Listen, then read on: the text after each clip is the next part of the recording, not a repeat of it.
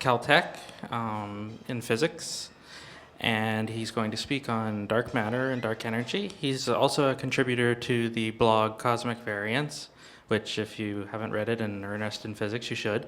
And I guess from there, I'll let him take it. Great, thanks. Thanks for inviting me. It's great to be here at Google, and it's great to be telling you about this extremely exciting set of things that we've learned about the universe over just the past 10 or 20 years, which coincidentally coincides with my career as a working physicist, but I don't think that I had much to do with it. In fact, none of we theorists, such as myself, have had much to do with it. Over the last 15 years or so, observers and experimentalists have learned an incredible amount about what the universe is made of and so forth. And what I'll be telling you about is what we've learned. The problem is that the theorists, such as myself, have not really caught up. We do not understand why it is the way it is. We know a lot, and in fact what we know can be summarized in the form of this pie chart right here. This pie chart is the inventory of what the universe is made of. We figured it out only in the last few years. It's only once in human history that you figure out what the universe is made of. So this is a major event. The problem is that it makes no sense. You guys here at Google could have done a much better job designing the universe than whoever designed the actual universe did. It's kind of messy. There's a lot of features that don't really get used and are unexplained. That little yellow part of the pie chart there is what we call ordinary matter. That means everything that you've ever seen in the universe, and by you I mean any human being. Every particle we've ever detected within the standard model of particle physics, anything we've ever made in a laboratory experiment, all the atoms and molecules and stars and gas and dust, all that is 5% of the universe, the tiny little yellow slice of the pie chart. The red slice, 25%, is what we call dark matter. So it is matter. It's made of some kind of particle, but a particle that we've not made yet in the laboratory, a new kind of particle that we don't exactly know what it is. And the other blue slice of the pie chart, 70%, is dark energy. Something that's not even a particle. Something that is a field of energy that we can tell it's there because it influences the expansion and evolution of the universe, but cannot be detected in the laboratory, cannot even be decomposed into individual particles, and no one really expected it to be there. So this is our job. We know what the universe is made of. We have an inventory. We don't know why it is like that. We don't know why there is dark matter or dark energy. We don't know what particularly they are. We don't know, could they have been something very different? Is there interesting physics within the sector of dark matter and dark energy? Can we explain them in terms of things that we do observe here on Earth? And that's what I'll be talking about here today.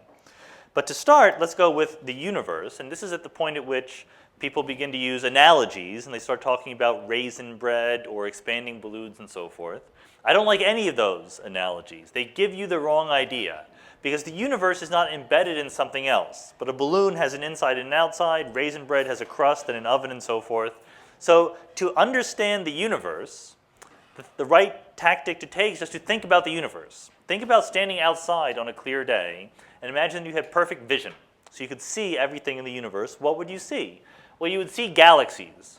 This is the Hubble Deep Field of galaxies. This is a picture of the universe that you would get by taking a powerful telescope and aiming it at an empty part of the sky and letting it sit there for a long time and collect a lot of photons. What you would see is all of these little patches of light. Each one of those patches is a galaxy, comparable in size to our Milky Way galaxy. So, of course, you see stars when you look at the night sky. We live in the Milky Way galaxy, a collection of about 100 billion stars. But there's 100 billion galaxies in the observable universe. Every single one of those little splotches is a galaxy all by itself. So 100 billion stars per galaxy, 100 billion galaxies in the universe. If you've heard the phrase, the internets, this is what is being referred to. With 100 billion stars per galaxy, 100 billion galaxies in the universe, there's probably a lot of internets out there on every one of those things. And perhaps the president has access to some of them that we don't. This was discovered in 1924, 100 years ago.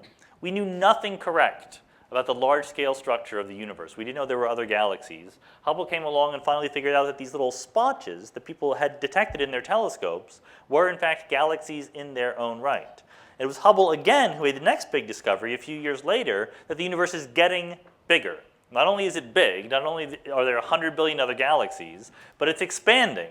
So what does that mean? What it means operationally for Hubble is that he figured out how far away the galaxies were, and other people had measured their recession velocities. Galaxies, it turns out, are moving away from us. That was known before Hubble, but what people didn't know is whether or not that just meant that they were being kicked out of our galaxy or whether they were something else.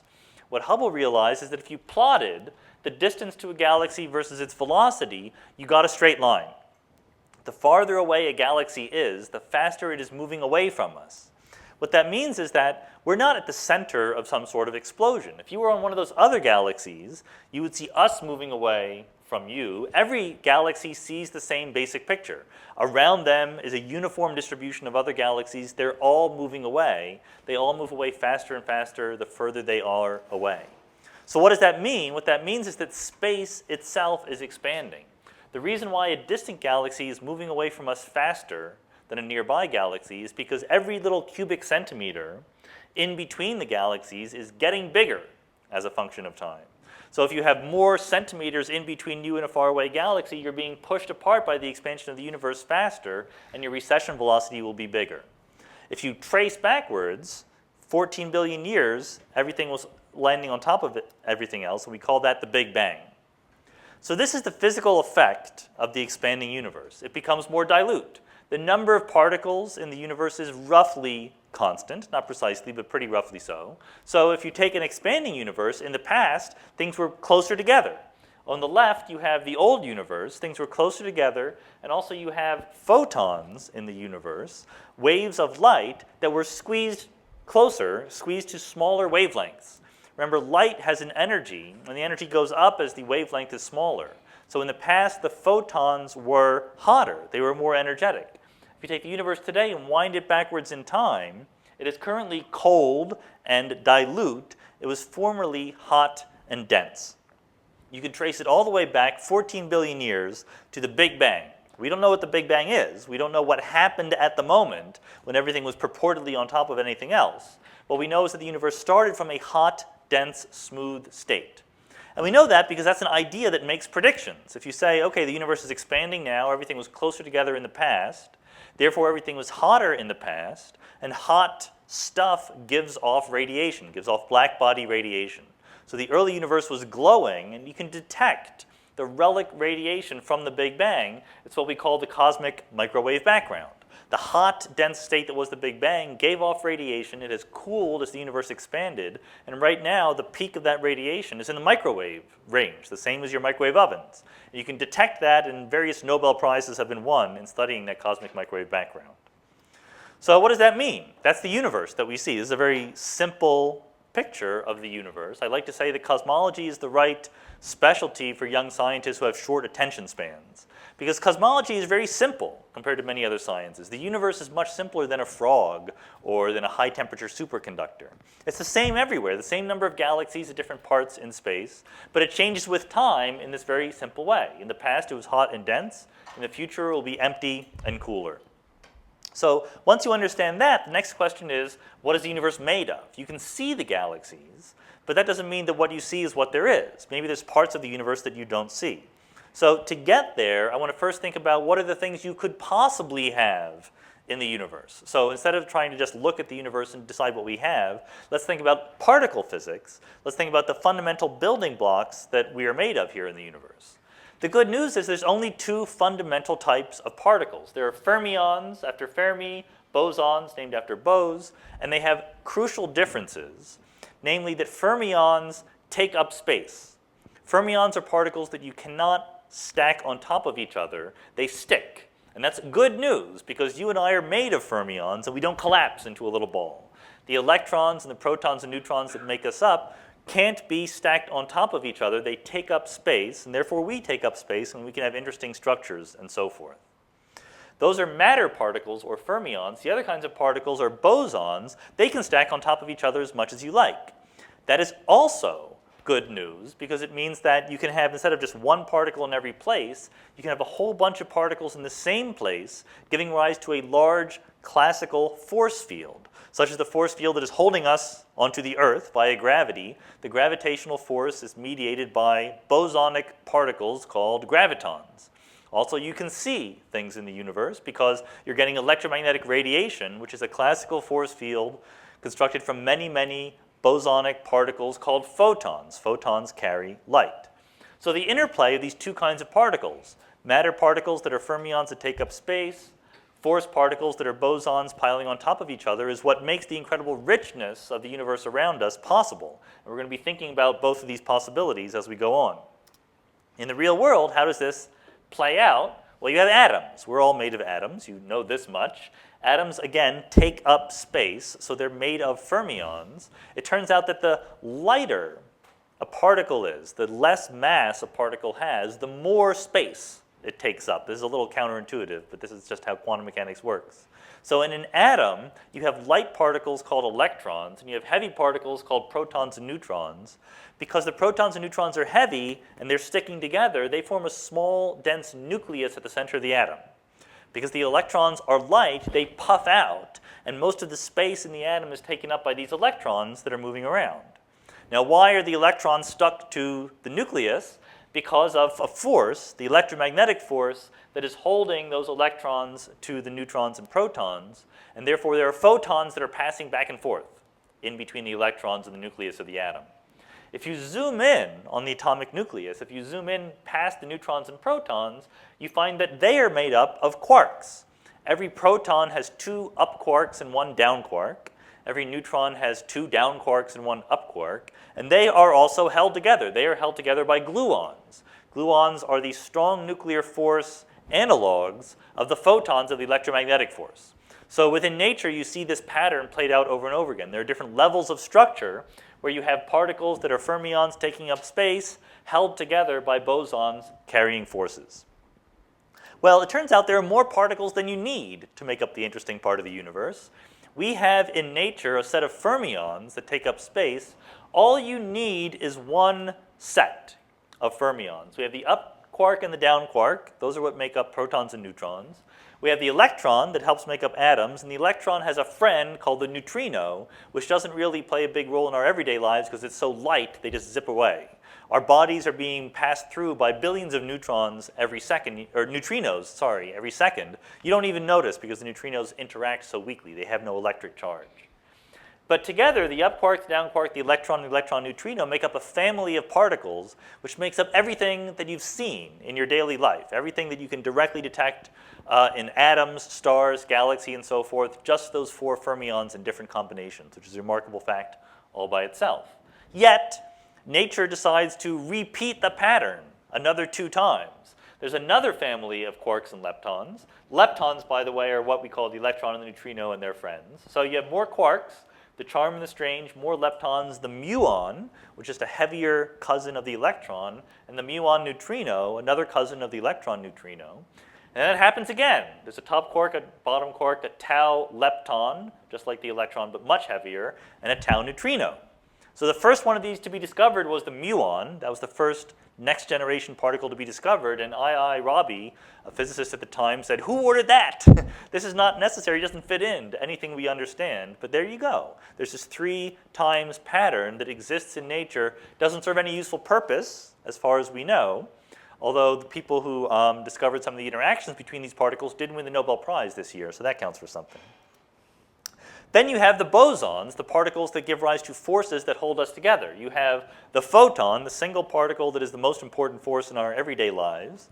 You have the weak nuclear interactions that are carried by 3 different weak bosons. There are 2 W bosons and a single Z boson. You have the gluons. There are 8 gluons that are more or less the same. They're what hold the quarks together in protons and neutrons. And then you have the 2 more mysterious bosons. You have the graviton. Well, we certainly know that gravity exists. Gravity was the first thing we understood as far as elementary forces. But we have gravity being so weak that it's impossible for us to make a single elementary graviton in an experiment. We see the classical gravitational field that you get by piling up billions and billions of gravitons, but individual gravitons remain elusive. So part of this is part of the problem that we cannot successfully quantize gravity. We have a very successful picture of the standard model of particle physics based on quantum mechanics. Gravity doesn't fit into that picture. Not yet, anyway. So we all think that there is something called the graviton. We've never observed an individual graviton yet. Then you have the Higgs boson. This is another particle that is part of the standard model of particle physics, and it is easy to quantize, it's easy to fit into the system. The only problem is we haven't found it yet.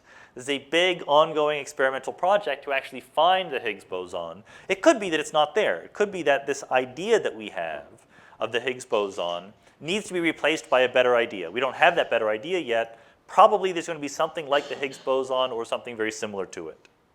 Okay, so how do we know all this? Well, together, all these particles make up the standard model of particle physics. It's a story that was put together at multiple particle accelerators. You use E equals mc squared. Energy is mass times the speed of light squared. You collide particles at high energies, and you can make new particles of higher and higher masses. So this picture that we have of the standard model, 3 generations of fermions, all these different kinds of bosons, fits every experiment we have ever done at a particle accelerator or any other laboratory experiment here on Earth. We have strong evidence against it from outer space, but here on Earth, the standard model suffices to do everything that we've been able to do so far. Of course, we want to do better. That's why we're trying to build the Large Hadron Collider in Geneva and so forth. We would like to be surprised, go beyond the standard model, but for the past 30 years, the standard model has just been confirmed to higher and higher accuracy by every new experiment that we've built. So that is what we call ordinary matter, the matter that makes up you and me, the matter that we've been able to see in experiments. So you might ask how much ordinary matter there is in the universe. Well, one thing to do is just look. The ordinary matter has the nice feature that it glows. It couples to photons. It gives off light, so you can in principle find it. But you would always worry that you were missing something. You would always worry there was some form of invisible, transparent, not radiating matter in the universe. After all, there's air in this room, but we can't see it. We can feel it by waving our hands, but the light just goes right through it. We would worry that there's stuff in the universe that it really is ordinary matter, but that we just can't find it. Well, the nice news is that there is a way to figure out exactly how much ordinary matter there is in the universe that doesn't rely on looking at it. And that way is called Big Bang nucleosynthesis. What you know, from what you know in experiments about the standard model of particle physics, is that heavy particles decay into light ones. So we have not only the electron, but we have the heavier cousin of the electron, the muon, the even heavier cousin called the tau lepton. Why don't you see muons and taus all over the place? It's because they're heavier and they just decay. If there's a muon out there in empty space, it would just decay into an electron and into neutrinos. You wouldn't see it. So the real question is, what are the lighter particles in the universe? The particles that can't decay because they're carrying some charge that cannot disappear. The electron cannot disappear. It's the lightest particle that carries electric charge. And the proton can't disappear. It's the lightest particle that is what we call a baryon. It's a separate kind of charge that can't go away. So the real ordinary matter constituents of the universe are the things that make up atoms, neutrons, protons, and electrons. How many of them are there, we can tell through Big Bang nucleosynthesis. The early universe was a nuclear reactor. It was a fusion reactor. At very, very early times, the temperature was so high that you couldn't have an atomic nucleus. You couldn't stick together protons and neutrons. They would smash into other nuclei and they would break apart. But the universe is expanding and cooling. So what you do is you start at 1 second after the Big Bang with free protons and neutrons, and you see there are fewer neutrons, the yellow guys, than protons because the neutrons are heavier and they're decaying. If you waited long enough, all the neutrons would have decayed away. But instead, the universe cooled down to the point where some of those neutrons could undergo nuclear fusion with the protons, and then the atomic nuclei become stable even though the individual neutrons are not. So you turn both protons and neutrons into helium nuclei, that's 2 neutrons and 2 protons, and you have a whole bunch of free protons that didn't get captured because there were more protons around. So given what we know about nuclear physics, the rate of nuclear fusion reactions, and given what we know about cosmology, the rate of expansion and the cooling down of the universe, you can make predictions for how much helium you should get, and also how much lithium and deuterium, other light elements that are created in Big Bang nucleosynthesis. There's only one free parameter that goes into that calculation. That free parameter is how many protons and neutrons are there, which is the same question as how much ordinary matter is there in the universe. So you make predictions for the abundance of helium, lithium, and deuterium, and you compare against what you see. And the answer is that you predict 24% of the universe in baryons, in protons and neutrons, is in the form of helium. You get trace amounts of lithium and deuterium. You compare with the data and it works. But it works for one particular value of the number of baryons in the universe. That value is only 5% of the total amount of stuff you need for the universe. So it doesn't matter. It's not that we have not found the ordinary matter in the universe. We know how much ordinary matter there is, and we know it's not enough to be most of the universe. Well, how would we know? What is the universe? The other trick you can use, besides looking for things, is the fact that Einstein here understood how gravity works, and he came up with a very brilliant idea called the general theory of relativity. This, by the way, is a picture of Einstein. You see pictures of Einstein when he's, in the 1950s. He's 70 years old, the hair has gone, and he's dressed in a rumpled sweater and so forth. But it's important to recognize that back when he was being Einstein, back when he was inventing these theories, this is 1912, he was a sharp-dressed young man with well-combed hair. I don't know what happened after that. But he looked smarter than everyone else, because he is. He was Einstein. He let it go a little bit after that. The idea that he had in general relativity was a very simple one. Gravity is the curvature of space-time. We can think of space and time as a place through which we move in the universe, but it has its own geometry. And the gravitational field is created by everything in the universe that has energy. There's nothing in the universe that exists but does not create a gravitational field. When we orbit around the sun, the reason in general relativity why the Earth moves around the sun is because it's moving in a curved geometry. The Earth is trying its best to move in a straight line, but there are no straight lines because the gravitational field of the sun warps the geometry around it. We end up moving in an ellipse around the sun. But that's good news because it means that since everything feels the geometry of the universe, everything causes fluctuations or perturbations in the geometry of the universe. Everything that exists gives rise to a gravitational field. So if we want to know what exists in the universe, all we have to do is find out what are the gravitational fields in the universe, and then we will locate the stuff that is causing them. Well, how do you do that? There's many ways of doing that. One nice way is through the phenomenon of gravitational lensing. If gravity is the curvature of space-time and everything moves through space-time, gravity affects everything in the universe, including the photons that are moving to us, the beams of light that travel from distant galaxies. So if you have a very distant quasar or set of galaxies, and there's something in between you and the quasar, the light from that quasar will be deflected. How much will it be deflected? Well, that just depends on how massive the thing doing the deflecting is. The more matter, the more stuff there is in the intervening galaxy, the bigger the gravitational lensing effect will be. So you can actually use this to weigh the galaxy. You can figure out how much stuff there is in there by looking at how strong the gravitational lensing is. It's completely independent of your ability to see the stuff inside the galaxy. You won't miss anything in the galaxy by using this method. So here is not the quantitatively best, but the prettiest example of this. And you may have seen this picture before. I think it was on the poster for the talk. This is the bullet cluster. This is an example that just came out a couple years ago where you have actually two clusters of galaxies. You can sort of see that on the left-hand side of this picture, there's clearly a cluster of galaxies there in the middle of the left-hand side. If you look on the right-hand side, there is a smaller group, which is also a cluster of galaxies. The astronomers are more careful than that. They actually would measure how far away all of these things are and see that they are associated with each other. There really are two bunches of galaxies here. But it turns out that even in a cluster of galaxies, these are galaxies that are bound by their mutual gravitational attraction, most of the ordinary matter, most of the hydrogen and helium and so forth, is not in the galaxies. It's in hot intergalactic gas. It's in gas and dust that is in between the galaxies, not in the galaxies themselves.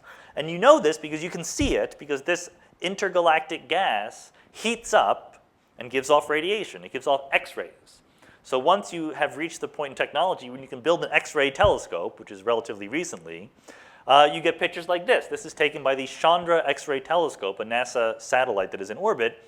That pink stuff there is the hot X-ray gas that is emitting from these clusters of galaxies. But unlike a typical cluster, the shape of this gas is a little weird. You would expect to see the hot intergalactic gas in the same place as you see the galaxies. They're all bound to each other gravitationally. But what you see is that the galaxies are a little bit to the left of the gas on the left-hand side and a little bit to the right of the gas on the right-hand side. What is going on there? What is going on is that these two clusters of galaxies collided in the recent cosmological past. They went right through each other. The galaxies are actually kind of tiny. The galaxy just went right through without even interacting very much. But the hot gas in between the galaxies smacked into the hot gas of the other cluster, and that's why you have this shock wave on the right. That's why it's called the bullet cluster. So basically, because these two galaxies went through each other, the hot gas got stuck in between, separating the galaxies from the gas in between. So if this were a system that had nothing in it but ordinary matter, nothing but gas and dust and stars and so forth, if you measured the gravitational field of the bullet cluster, you would find it centered on the pink stuff. That is where most of the matter is, most of the ordinary matter, most of the atoms, most of the protons and neutrons are visible here as the pink, not as the galaxies. So you can do that. You can look for where the matter is by looking at the galaxies behind the cluster and seeing how they have been lensed. There will be slight distortions in the shapes of the galaxies behind this cluster because the light from them came to us through a gravitational field. You can reconstruct where the gravity is in the bullet cluster. And where the gravity is here. This is a reconstructed map of what the mass density looks like in the bullet cluster based on lensing measurements of galaxies behind the cluster. So what you see is that where the mass is centered on where the galaxies are. But where the ordinary matter is not where the galaxies are. So this is the ordinary matter, this is the total matter. Ordinary matter, total matter are in different places. How can that be true? The way that it can be true is if most of the matter in the bullet cluster is not ordinary matter. It's some other form of matter that does not smack into the matter of the other cluster when they collide. It's what we call dark matter. You can weigh how much there is. You find that there's much more dark matter than can possibly be accounted for by ordinary baryons, given the limits that we have from Big Bang nucleosynthesis. So we have some sort of stuff that is in the cluster. It's there. It's clumped together under its gravitational pull. It's giving rise to gravitational lensing, but it's not ordinary matter. It doesn't interact in the same way as ordinary matter does. It doesn't participate in Big Bang nucleosynthesis in the same way that ordinary matter does. We call it dark matter. It's an old idea. Dark matter goes back to the 1930s. Fritz Zwicky, a Caltech astronomer, first proposed the idea. Vera Rubin here in the 1970s found that there needs to be dark matter to explain the dynamics of individual galaxies. And these days we find dark matter again and again in clusters of galaxies and large-scale structure of galaxies. But we've only known for sure in the past 20 years or so is that the dark matter is not just hidden ordinary matter. It's something new, some new kind of particle. Something that's heavy, stable, and doesn't decay. So we want to ask ourselves, what could that be? However, before we get there, there's another question we want to ask ourselves. We've been looking under the lamppost. We're looking in galaxies and in clusters of galaxies and asking how much stuff is there? What if there's stuff in between the galaxies and clusters of galaxies? How would we know? We want to make absolutely sure we've found everything in the universe. Well, there is a way to weigh the entire universe, which is to keep track of how fast it's expanding.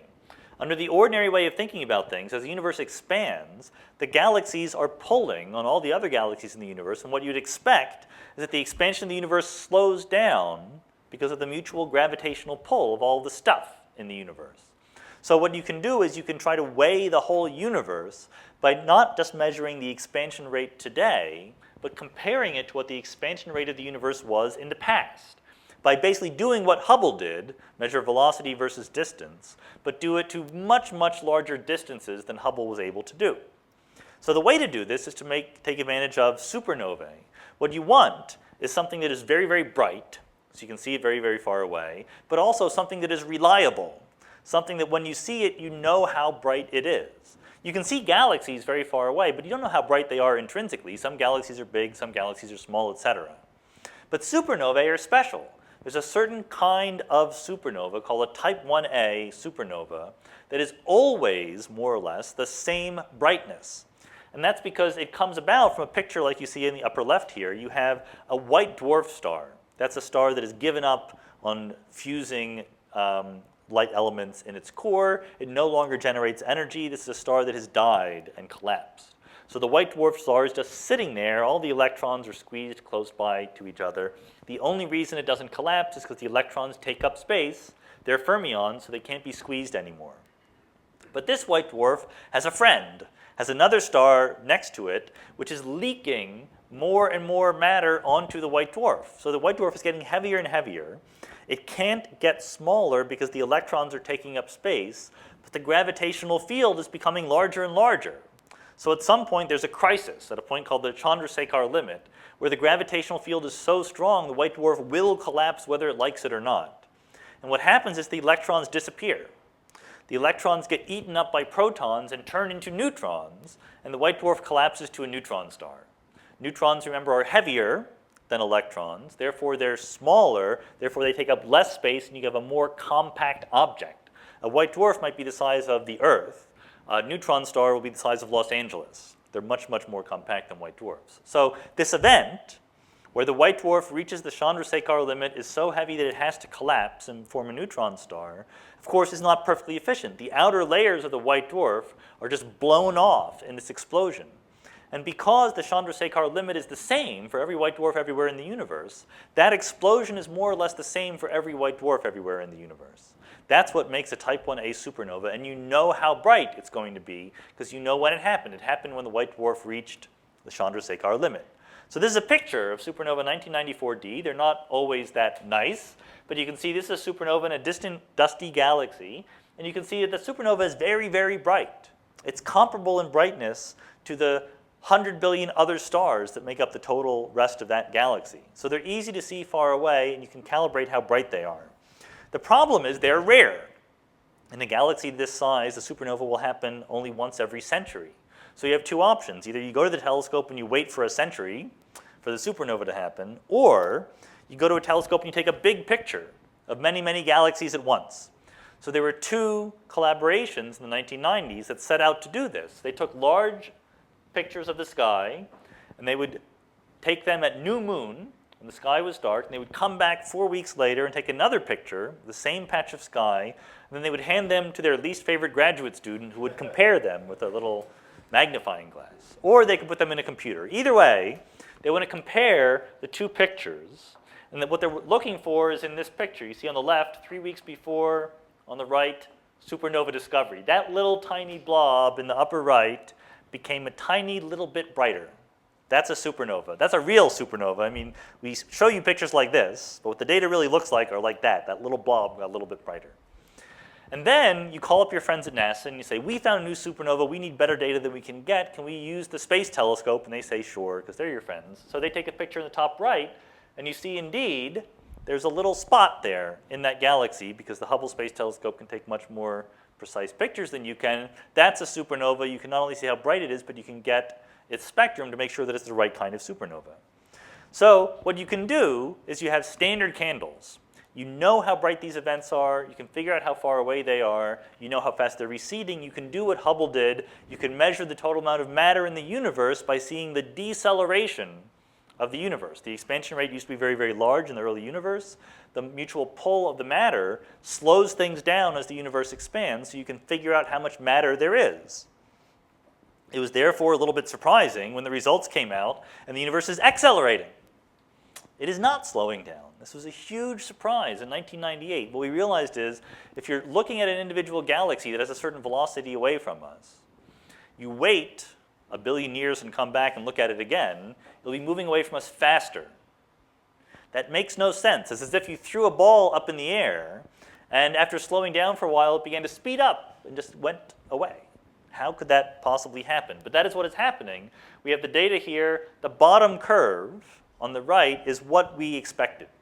What should have happened if we had a lot of matter in the universe and it was slowing the universe down. The top curve is what we got. A universe that is actually accelerating. The galaxies are moving away from us faster and faster. This is the original 1998 data. It's gotten a lot better since then, so this is a little sketchy, but you can be sure that the result has held up. The distant supernovae are getting further and further away from us faster and faster. And this is a true who ordered that question. Again, not something that we anticipated to be there in the universe. But we are not short of ideas for what it could be. There's basically one idea that is working, and that's called dark energy. The idea that there's not only some new particle in the universe called dark matter that clumps into galaxies and so forth, because that we would see through gravitational lensing, and we didn't. Instead, the dark energy is some form of energy that is smoothly distributed through space. So it's not more of it in a cluster or in a galaxy than in between. There's the same amount everywhere in the universe, the same number of ergs, the same amount of energy per cubic centimeter of the universe. The second thing we know is that it's a constant density in time. This is the dramatic and crucial feature of dark energy. So you have a cubic centimeter of space. It has a certain energy density. If that energy density came from particles, as the universe expanded, it would get more dilute and the energy would go down. But the dark energy doesn't go down. The amount of energy in every centimeter stays more or less constant as the universe expands. So the total amount of energy in the universe is going up, is increasing as the universe gets bigger. And it's that more and more energy that is providing the impetus to make the universe accelerate. That's the explanation. And finally, of course, we can't see it. It's invisible. It's dark. So that's what dark energy is. It's something that is not a particle, not something that can move around. It's almost like a feature of space itself. It's a certain number of ergs per cubic centimeter. In fact, it's 10 to the minus 8 ergs per cubic centimeter. That's not a lot. If you took all the dark energy within the Earth today and converted it to electricity, it would power one average American for one day. So we're not going to remove our dependence on foreign oil sources by applying the dark energy, but there's a lot of cubic centimeters in the universe. So even though there's not a lot of dark energy in this room, there's a little bit, but not that much. In the universe, it's dominating. In the universe, we added up 70% of the total energy in the universe is dark energy. And if you think about it, that's a number that changes with time because the dark energy per cubic centimeter stays the same, but the ordinary matter and ordinary radiation and dark matter and so forth, all grow in the past. Were larger in the past when things were closer together. So in the future, ordinary stuff will dilute away and the dark energy will take over, but in the past, the dark energy was negligible because everything else was more dense and more important. So that's nice. We have a complete inventory of what the universe is made of. The problem is, like I said before, it doesn't make sense. This is a universe that has issues, and it's now our job as theorists to take this wonderful picture that has been put together by observers and try to make sense of it. So let me give you a very brief overview of what some of the issues are. There's two choices when you give a talk like this. I could have picked an issue and done it carefully so you'd understand something. Or I could just cover a whole million things so you could be inspired to go learn something else. So this is more an inspirational talk than an educational one. Here's the problem with dark energy. There's not enough of it. The problem is not that there exists energy in empty space. That's very easy. The problem is that if there exists energy in empty space, there should be a lot more than there is. Once you're given the idea that empty space can have energy, you can sit down and say, well, should I estimate how much energy there could be? Yeah, and you can actually do a back-of-the-envelope calculation of how much energy density there should be in empty space. It turns out to come from many different contributions. There are many different things that give rise to dark energy. One of them is the set of virtual particles that exist in empty space. This is not the only one, but an important source of dark energy is the fact that in empty space, according to quantum mechanics, empty space is not boring. Empty space is alive with particles popping in and out of existence. We know these virtual particles exist because we can detect their effects. They're not imaginary or purely theoretical constructs. They give rise to measurable effects in atomic physics, and they're very, very well established. But they should carry energy. And you can say, how much energy should they carry? And you should add it all up, and the answer is infinity. So that's too much. You say, all right, I made a mistake. So I will fix that mistake by saying, well, the reason why I got infinity is because all of these virtual particles popping in and out of existence carry different amounts of energy. And I was including arbitrarily large amounts of energy in the dark energy particles, even larger than the Planck scale where quantum gravity becomes important, where space and time should really not have any meaning. So let me not include those. Let me only include the low energy virtual particles and add them all up. What do I get? The answer is I get a theoretical prediction for the density of dark energy that is 10 to the 120 times bigger than the number I have observed. This is famously the largest discrepancy between theory and observation in all of physics. I've always felt that was a challenge to come up with a bigger discrepancy, but this is big enough. That's not a number, this is not experimental error. 10 to the 120, 1 followed by 120 zeros, is the experimental prediction divided by the observational reality. So that's a problem. So that was just one example of the problems that we face with this picture. So I want to emphasize both things. Number one is there is a lot that we know. It's not like anything goes and we're confused. We know that general relativity is right. We know that standard model of particle physics does a really very good job of fitting the data as far as particle physics is concerned. And we have an inventory of the universe where the standard model exists along with dark matter and dark energy. But we're stuck with these puzzles that we don't know yet. And of course, that's always the fun place to be as a scientist. You want puzzles to which we haven't yet given the answer. How do you reconcile gravity with quantum mechanics? What is the dark matter? What is the dark energy? Why do they have the amounts they have? So what we're looking for are big ideas that could solve more than one of these problems at once. I'm going to just run through some big ideas. And the common thread I'm going to use to do that is the idea of extra dimensions of space. This is a big idea. It's a hypothetical idea. It may or may not be true. But we live in a world, post-Einstein, where we think of space-time as dynamical. We live in a world that has 3 dimensions of space, right? We have height, width, and length, if you like. If someone gives you 3 meter sticks and says tie them together so that every one is perpendicular to every other one, you can do that. You can make 3 meter sticks perpendicular. If someone gives you 4 meter sticks and says tie them all together so they're all perpendicular to each other, you can't do that. Experimental proof that there are 3 dimensions of space. But there could be more than 3 if they were hidden from us somehow. So I'm going to talk about 2 different ways, 2 different versions of the idea of extra dimensions. One is what you could call ordinary extra dimensions, if an extra dimension can be ordinary. Just another dimension of space where I could actually tie a meter stick together and find another direction to move in, except that they're curled up, that they don't actually extend as far as a meter. They're much smaller than that, so you can't see it. It's like seeing a piece of string very far away. It looks one-dimensional. If you look at it very, very close, you see, it's a 3-dimensional thing like anything else. But if you look at it from a large distance, the other dimensions disappear and it appears one-dimensional. Maybe our universe appears 3-dimensional just because other dimensions are curled up. The other idea is an even weirder one called superdimensions. This idea that there are dimensions of 0 length that are completely hidden from view, and I will explain to you what I mean by that. But let me back up a little bit first.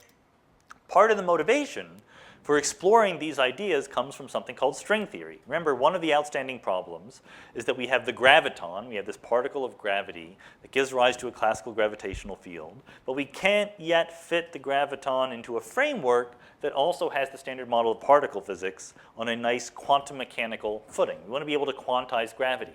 So right now, the leading candidate for quantizing gravity is something called string theory. And string theory is a very, very simple statement to begin with. It says, remember the proton which we said was made of quarks and gluons, and the proton has a size, a characteristic size of about 10 to the minus 14 centimeters.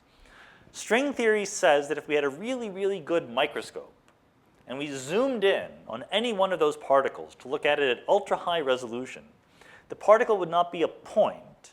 It would be a little one-dimensional line segment curled up into a loop, and we call that loop a string.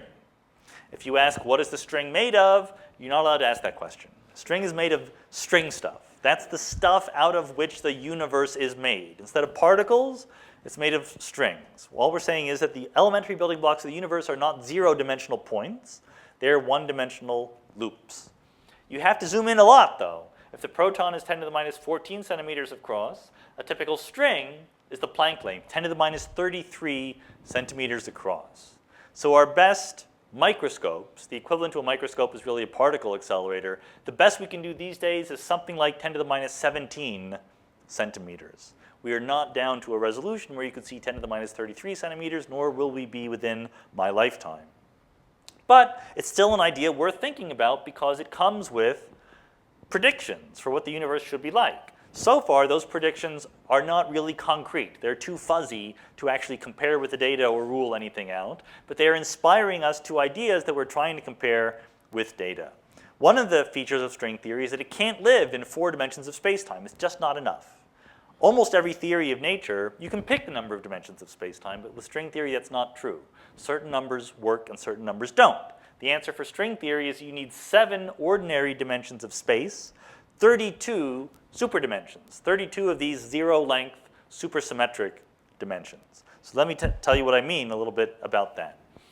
Ordinary dimensions of space are just, according to general relativity, space is dynamical, things can curl up. Space is not a rigid absolute framework in which we move. Space responds to the stuff in it.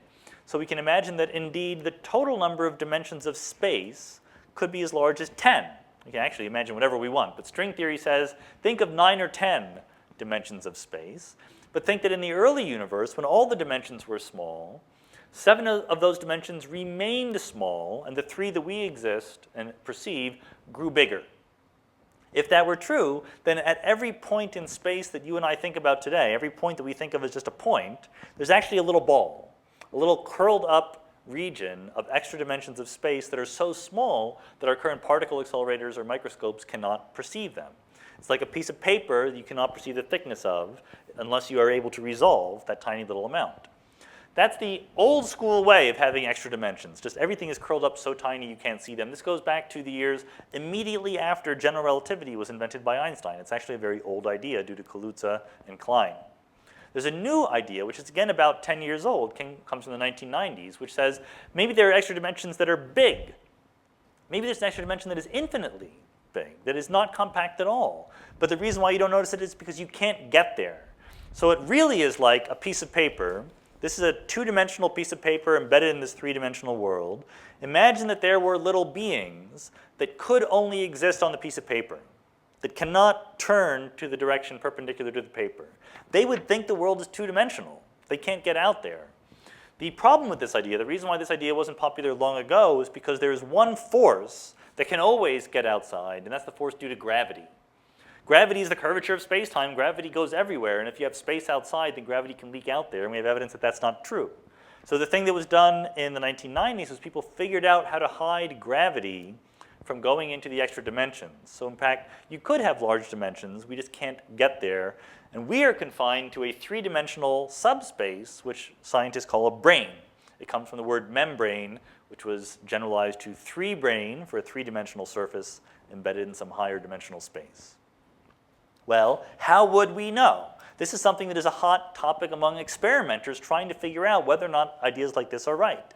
If there are extra dimensions, but that are curled up, imagine the extra dimensions are, let's say, 1 millimeter across, a size where you could see without any microscope at all. You can perceive a millimeter no problem with your eyeballs. But we're imagining now that we are stuck to a membrane that is much, much smaller than a millimeter, and we cannot get out there, so we don't know that millimeter is there.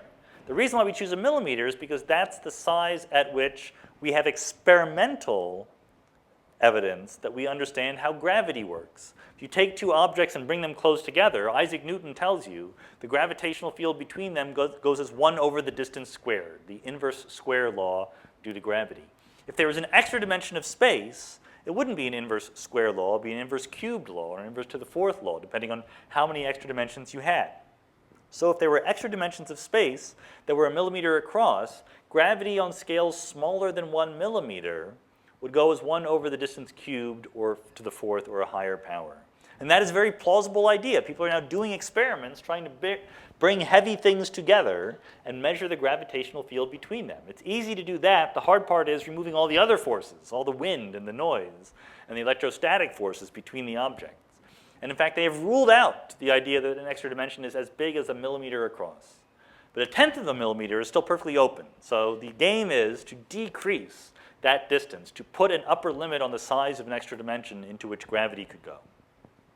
The other thing to do is that if you actually smash particles together, in a theory where extra dimensions can be large, a nice spin-off of that idea is that gravity can become strong. You don't need to wait till you get to the Planck scale at these super high energies before gravity becomes important in quantum mechanics. In a theory with large dimensions, gravity can become important at scales accessible to particle accelerators. So when you smash protons and antiprotons together at Fermilab, or protons and protons together at CERN in Geneva, you will not only make top quarks and Higgs bosons, you will make gravitons. How would you know? Well, the answer is that you throw things together at high energies, and if you make gravitons, they just zoom out of your detector and you don't find them. So what you're looking for is actually missing energy. You see in this picture, there's a simulated event where you've collided 2 things together, and towards the lower part of the diagram, you see a spray of particles. To the upper part of the diagram, you see nothing. That's strange because momentum is supposed to be conserved. So when two particles came together, if everything that came out went down, something had to go up, but you didn't see it. That's called missing energy and could be the gravitons were going up there. Sadly, this is a simulation. This is not yet data, but this is the kind of thing we're going to try to be doing when the Large Hadron Collider turns on next year. The other idea is that you could get dark matter out of extra dimensions. So if you have extra dimensions, we said that they're small and you can't get there, but it could be that some particles are actually moving in the extra dimensions. Because of the miracle of quantum mechanics, you can only move with certain quantized value of momenta. You're either not moving, or you're moving twice as fast or 3 times as fast. You don't get to choose any possible velocity. There's only certain velocities you can have. And the velocity that you have in the extra dimension makes you heavier. From the point of view of us here in 3 dimensions, if we took a photon, which has 0 mass, and we gave it momentum in the extra dimension, it would suddenly have a non-zero mass. And that begins to sound like a new, massive, stable particle, in other words, a good candidate for dark matter. So one idea is what is called Kaluza-Klein dark matter. The idea that the dark matter is just ordinary matter, but with more mass because it's moving in the extra dimensions. So the dark matter could be photons, could be the massless particles that make up light, but they're given mass because they're actually moving in the extra dimensions as well as in our ordinary dimensions. This is an idea which would become testable at the next generation of particle accelerators. So that's the dark matter question. What about dark energy? Can the dark energy get any information from extra dimensions? Well, the idea is maybe, again, a controversial idea that we're discussing right now. The crucial fact is that if you really do have 6 or 7 extra dimensions of space that you want to curl up, there's more than one way to curl them up. You could imagine spheres or toruses or higher dimensional surfaces of some sort. So some people set themselves the question of, given that there's branes and magnetic fields and all these crazy things going on in the extra dimensions, how many ways are there to curl up the extra dimensions? The answer is a lot. The best guesses are that the number is at least 10 to the 500 different ways to curl up the extra dimensions, arguably an infinite number of different ways. Now, why is that interesting? It's because once you curl up all those extra dimensions, the particular geometry and topology of the extra dimensions shows up in our world as affecting the constants of nature. It affects the mass of the electron, it affects the coupling constants, the charge of the electron, the strength of the nuclear forces and the electromagnetic force, the strength of the gravitational force, and also the amount of dark energy. So dark energy is much smaller than it should be, but what this is saying is that there are actually 10 to the 500 different possible values of the dark energy, and we just live in one. Why is that relevant? It's because if the dark energy were as big as it could be and should be, we wouldn't be here talking about it. Remember, dark energy makes the universe accelerate. The dark energy right now has a large enough value that it has begun to take over. Our universe is, in fact, accelerating. But the dark energy is nowhere near as big as it could be. What if it were as big as it could be? The universe would be accelerating at an incredibly fast rate. It would be accelerating so fast that you could not make an atom, much less a human being or an internet or anything like that. If the dark energy had anywhere near the value it should have, life would be impossible. So people have gone to the obvious conclusion. They say, look, maybe we live in a pocket of the universe that is not typical. Maybe there's a selection effect where, in fact, there's a huge multiverse out there that's not really separate, disconnected parts of the universe, but maybe it's different parts of space and time, each one of which, in that local region, there's a different compactification of the extra dimensions, different ways to curl up the extra dimensions and get different constants of nature. Well, in most of those regions, if that were true, life would be impossible. You wouldn't have the right conditions to make a complex, long-lasting, metabolic organism. The only place it would be possible is places where the dark energy was small. Because if the dark energy is big, life just can't exist. So there's a very heavy selection effect. In a multiverse, in a region, in a configuration where there are 10 to the 500 different places with different constants of nature, physicists would only arise in those very, very small subset of places where the dark energy was much, much smaller than it should be.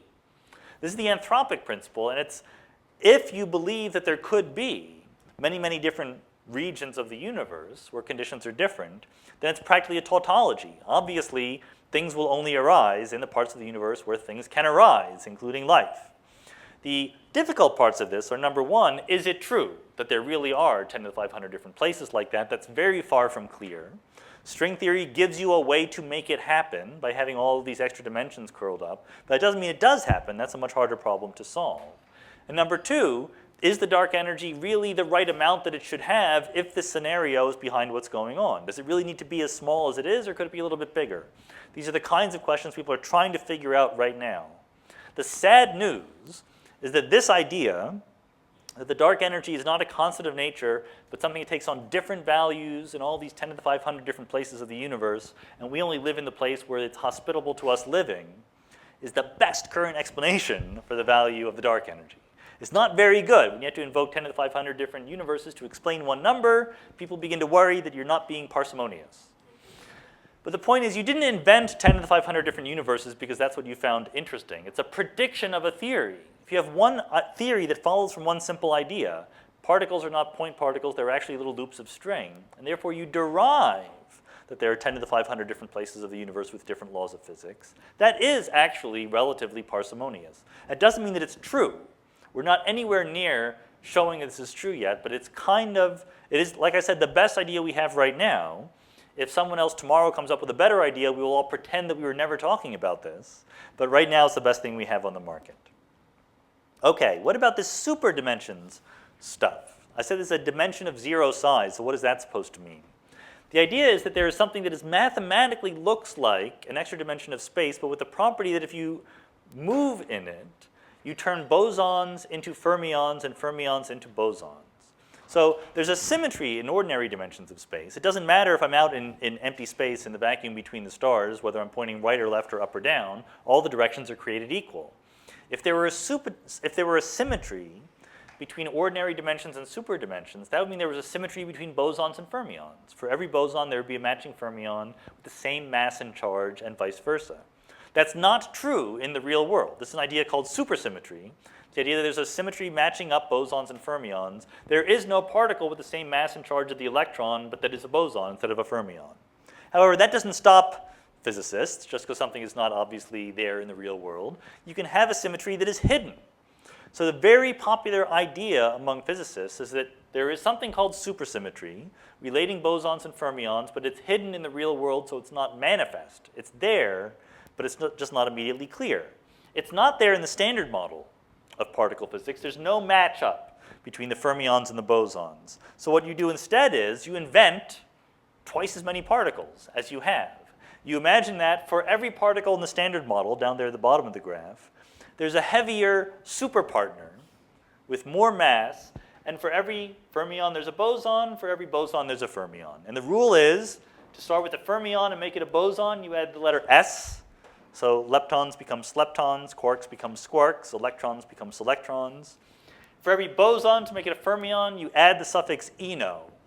So photons become photinos, W's become winos, gravitons become gravitinos, etc. Why don't you see these particles? Because they're heavy.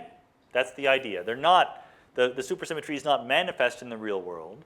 It's a broken symmetry that gives mass to all the particles. So this is obviously a bonanza for experimental particle physicists. They can look for twice as many particles as we found, and that they are looking for them. Here they are looking for them.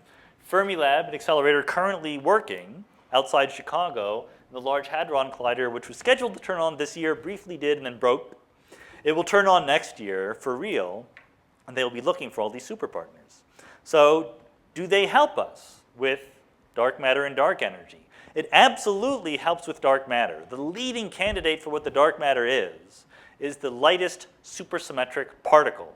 It could be the partner of the photon or the partner of the Higgs boson. We're not sure what yet is the lightest supersymmetric particle, but it has all the right properties to exactly be the dark matter. It actually fits together remarkably well. This is one of the reasons why people are very excited about the prospects for supersymmetry experimentally.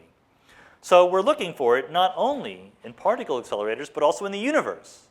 We're building detectors deep underground, shielded from radiation, that could detect when a dark matter particle comes in and bounces into an ordinary matter nucleus. We've also, NASA and the Department of Energy have recently launched a satellite called the Fermi Gamma Ray Satellite that is measuring gamma rays, high energy radiation, from all across the sky. And here's the first map that they made. And you see, if you look at that map, you see the Milky Way across the middle. There's a spot right in the middle of the Milky Way that is a tiny bit brighter than everywhere else. It is possible that at the center of the Milky Way galaxy, where there's more dark matter than in other parts of the Milky Way galaxy, the dark matter is made of particles and antiparticles. These particles interact very weakly, but when they're dense, when they're packed close together, like at the center of a galaxy, they can come together and annihilate, giving rise to gamma rays. It is possible that right there, you are seeing, in a very strange color scheme right now, you're seeing the signature of dark matter particles annihilating into gamma rays. We don't know yet. We haven't collected enough data, but it's possible. The next 5 years, it is extremely plausible that you will see front page news that we finally have detected the dark matter directly, one way or the other. So the final question, I'm almost done. Can supersymmetry help with dark energy? We said that supersymmetry could help with dark matter. It gives natural candidates for what the dark matter could be. Could it help with dark energy? The answer is, again, maybe. You see that we're not nearly as good at dark energy as we are at dark matter. With dark matter, we can have concrete predictions. With dark energy, we're still in the maybe, I don't know, kind of speculating phase. So remember, the problem with dark energy was there was too much of it. You added up all the contributions from these virtual particles, and you got this huge answer. Well, it turns out that bosons and fermions give you opposite answers. The bosons give you a positive contribution to the dark energy. The fermions give you a negative contribution to the dark energy. So that is completely irrelevant if there's no such thing as supersymmetry, because one will win. It just depends on the details of the particles. Is it more bosons or more fermions? You're going to get a large number one way or the other. But if they exactly matched, if for every boson there was a fermion and vice versa, you could cancel precisely the contributions to the dark energy. Sadly, they don't exactly match in the real world. You don't have a selectron with the same mass. The supersymmetry particles, if they exist, are much heavier. So what that does is it brings the prediction down from 10 to the 120 times as big as the observation to 10 to the 60 times as big as the observation. So on the one hand, you've just saved yourself 60 orders of magnitude. That's awesome. On the other hand, you're still nowhere close to the final answer. Again, we're a little bit stuck as far as this problem is concerned. So to end, the lesson I want to leave you with is that we have this really great set of models discussing that fits all of the data in the real world. It's a model where you have ordinary matter, stars, gas, dust, planets, you and me, atoms, electrons, protons, neutrons, photons. And that ordinary matter interacts with itself through the standard model of particle physics. Then you have dark matter and dark energy, which interacts only through gravity, as far as we have so far detected yet. But our goal is to understand, is there physics in the dark sector? There's all sorts of ways that you could invent interactions between the dark matter and the ordinary matter, the dark matter and the dark energy and the ordinary matter, and every sector within itself. It's 95% of the universe. It could very well be that it's not boring, that we're just beginning to study it right now. We may find that there's just as much interesting phenomenology in the dark sector as there is in the ordinary sector. And we're doing this in two ways: surveillance and interrogation. You look at the universe out there, and you bring the universe home and you interrogate it. And you get different sorts of information. By interrogating, you can ask direct questions, but sometimes the suspect clams up. By surveillance, by eavesdropping in the universe, you can't ask questions, but sometimes the suspect will say things that are incriminating. So we have a complementary approach to learning new things about the universe. It's brought us a tremendous amount of knowledge. Now we want to go from knowing what the universe is doing to knowing why it is doing it. Thank you.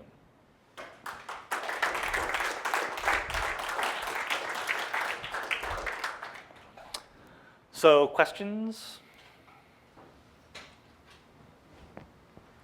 Yes? So if one of the candidates for dark matter is these particles that are vibrating in one of these small Extra dimensions, yeah. Small extra dimensions, are they still going to be weakly interacting? Right, so the question is, if the dark matter is moving in the extra dimensions, will they be weakly interacting? So there's two different definitions of the phrase weakly interacting in particle physics. One is not interacting very much. The other is interacting through the weak interactions of particle physics. Okay?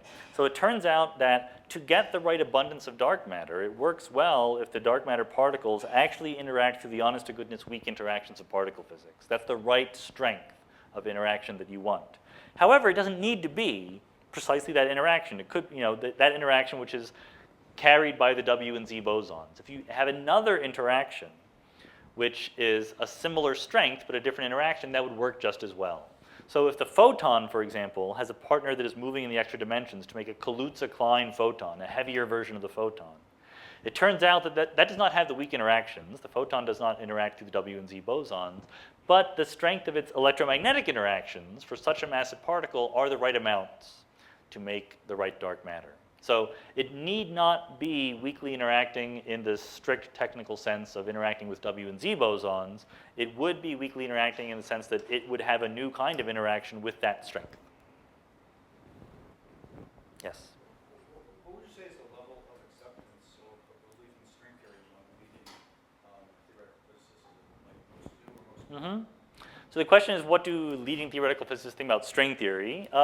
It's mixed. I think that with overwhelming numbers, theoretical physicists who are not string theorists have great respect for the theoretical physicists who are string theorists. These are smart people. They're not going around wasting our time trying to chase things that aren't going to work.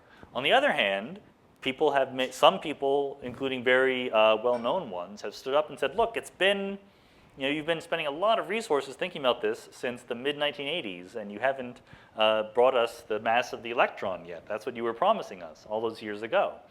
So people are beginning to become impatient. I think that it is certainly still true that string theory is the most promising candidate for quantum gravity. On the other hand, it might be that it's just too hard to make immediate progress on, and therefore instead of spending a tremendous amount of intellectual resources working on string theory, we should balance that effort more towards some string theory research, but other research on more down-to-earth phenomenological particle physics. So within that, there's a spectrum of opinions from we should be doing string theory because it's a theory of everything to it's a mathematical waste of time. But everyone respects the effort. We're not quite sure how best to balance that effort against other things. Yes? I have a question kind of similar to the previous one. So in the bullet galaxy, it appears pretty clear that this dark matter doesn't really self-interact. Mm-hmm. Otherwise, it would be a shock wave of dark matter Right. as well. So, does that pare down the possibilities of this stuff could be much? Or was it already pretty clear that it didn't self-interact?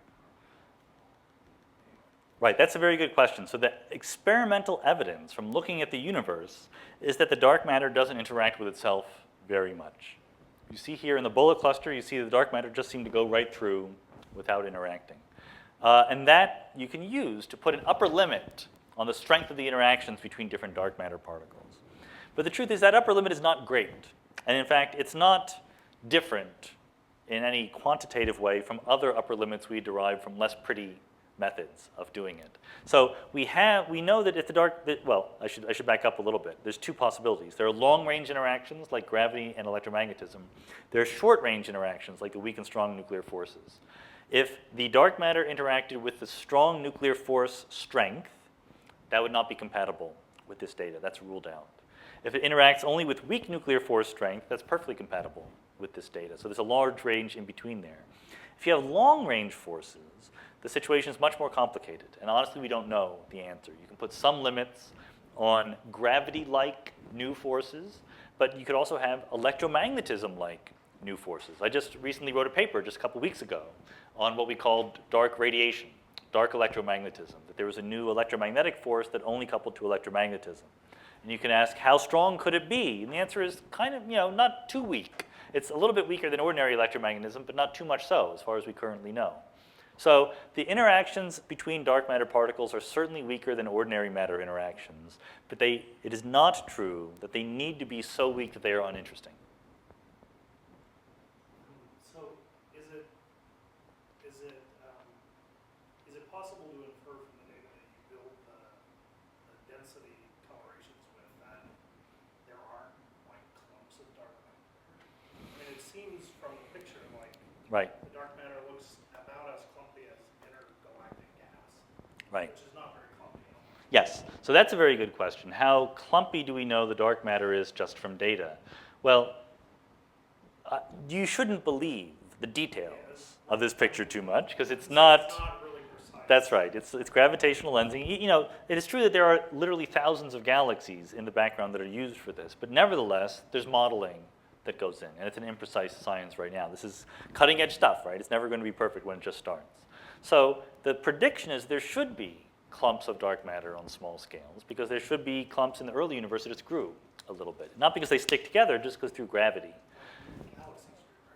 Exactly. Galaxies grew and so forth. The dark matter doesn't stick together, but it does have the gravitational force that pulls it together. So we would love to know what does the mass distribution of dark matter look like on small scales. We don't know that experimentally yet. There are different theories that make different predictions. The problem is that on those small scales, that's exactly the scales on which ordinary matter begins to influence the dark matter. So on the scale of a cluster of galaxies, you can ignore the ordinary matter. It's not even relevant. You can just follow the dark matter and you get a pretty good idea what's going on. When you get down to the scale of an individual galaxy or smaller, then the ordinary matter begins to become important, and the ordinary matter is a lot more complicated than the dark matter. So it's an open question right now, both what the theoretical prediction is and what the experimental situation is, but this is exactly the kind of question that we can guarantee tremendous progress will be made on in the next 10, 20 years. Yeah? I was curious, looking back, you assume there was a period of inflation that was extremely rapid and bounded. Why is it when we look forward, we assume that the expansion that we see now is unbounded? Well, I don't think neither one of those are assumptions. These are ideas. So inflation is a hypothesis about what happened in the early universe. It's a hypothesis that has made predictions which have so far come out correct. So a lot of people are very optimistic about the idea that inflation happened in the early universe and created some of the initial conditions for what we see as the Big Bang.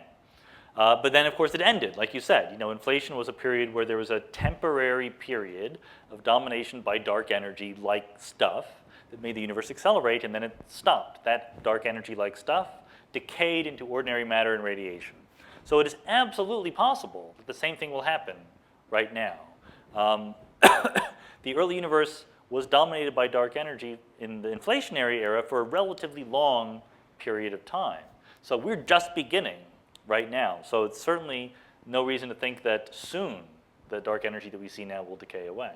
But it could happen. I think it's an open question. It turns out that you can tell the difference. During inflation, the energy density of the dark energy-like stuff was not absolutely constant. It was slowly varying.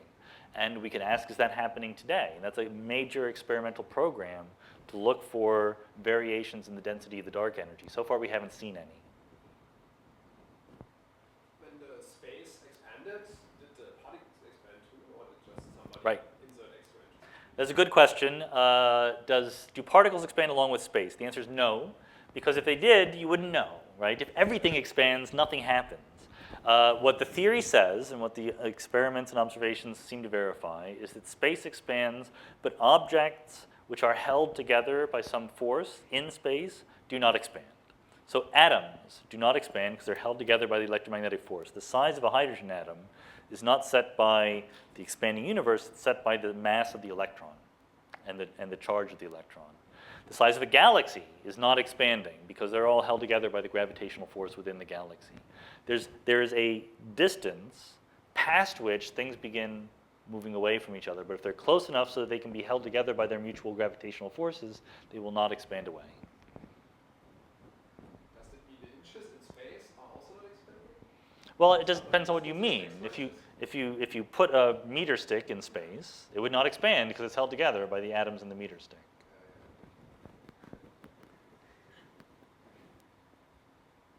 Okay? Any questions from far away? Nope. All right, well then thank you again.